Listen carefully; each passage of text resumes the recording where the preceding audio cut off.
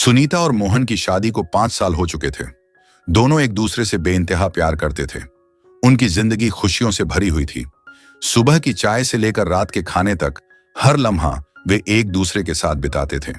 लेकिन कहते हैं ना कि कभी कभी एक छोटी सी गलतफहमी भी पहाड़ जैसी दूरी बना सकती है।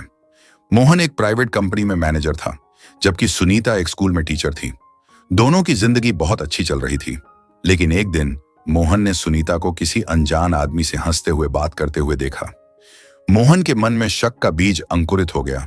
उसने सोचा कि सुनीता उससे कुछ छिपा रही है। मोहन ने सुनीता से इस बारे में सवाल किया, लेकिन सुनीता ने इसे हल्के में लिया और कहा, तुम बिना वजह शक कर रहे हो।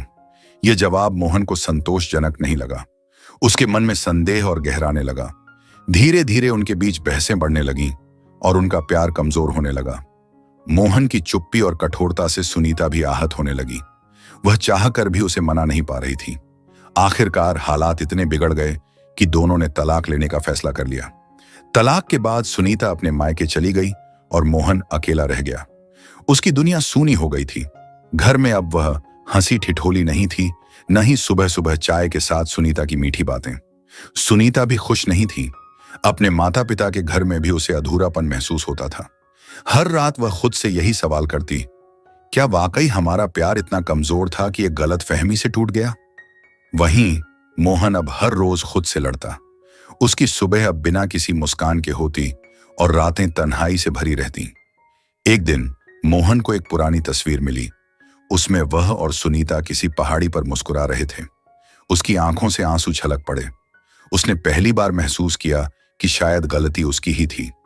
एक दिन मोहन को उसके दोस्त ने बताया कि जिस आदमी से सुनीता बात कर रही थी वह उसका भाई था, जो लंबे समय बाद विदेश से लौटा था।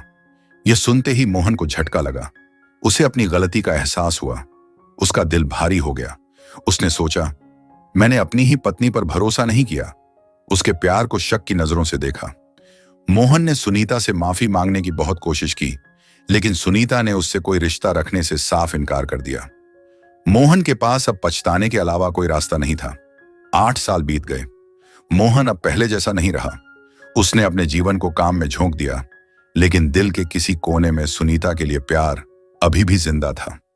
एक दिन एक अनाथालय में उसकी मुलाकात सुनीता से हुई। वह वहां बच्चों को पढ़ा रही थी। सुनीता को देखकर मोहन की आंखें नम हो गईं। पहले तो सुनीता ने उसे अनदेखा किया, लेकिन जब मोहन ने धीरे धीरे उससे बात करनी शुरू की तो पुराने जख्म फिर से हरे हो गए। मोहन ने कांपती आवाज में कहा, मैं बहुत पछताता हूं सुनीता, मैंने तुम्हें कभी समझा ही नहीं। सुनीता की आंखों में आंसू आ गए, लेकिन उसने खुद को संभाला। उसने कहा, पछतावे से वक्त वापस नहीं आता मोहन।